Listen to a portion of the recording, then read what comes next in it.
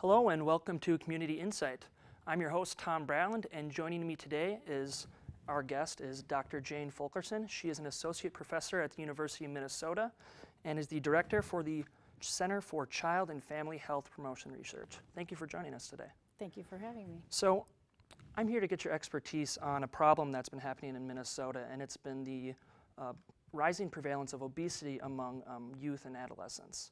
And that rise has kind of come at the same time as increases in viewing of media on tablets, cell phones, and televisions at an all-time high among these same amounts of children.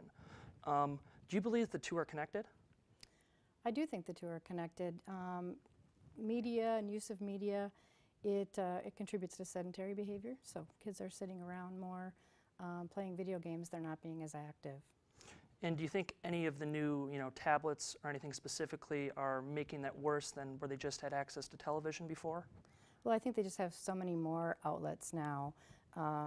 Used to watch TV or then maybe go out and play, and now there's so many options. If you're done watching TV, you can, do something else on your iPad. So. Okay. What factors about a child's life at home do you think can contribute the most to how they view television, and how much? I think there are several things involved in that. One, how many TVs are in the home, so the physical environment of the home. Parents' own use of media and whether they're watching TV. Some people leave the TV on all the time, which would promote even more TV watching. I also think parents can have rules or not have rules around media use, and that can make a big difference in the home.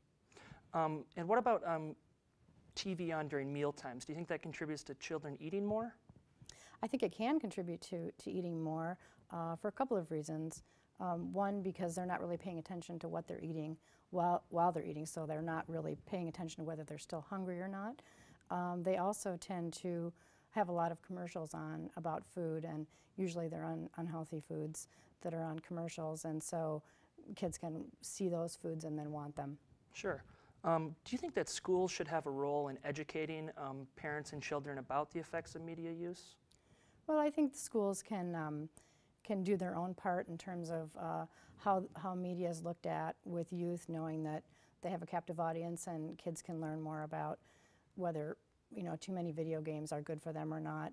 I think that they could also support parents in talking about that with their children and whether or not they should be, how much TV they should be watching. And I don't ultimately I think it's a parent's responsibility rather than schools, but I think the schools can help support families. Great. And what considerations would you advise young parents and give them before purchasing a television or cell phone or tablet device for their child? Well, I think it's a matter of weighing the pros and the cons. That you have to decide, does this child really need a TV or really need a cell phone? With TVs, we know that the research shows that children with TVs in their bedrooms are more likely to be overweight. So I think that is a consideration to think about.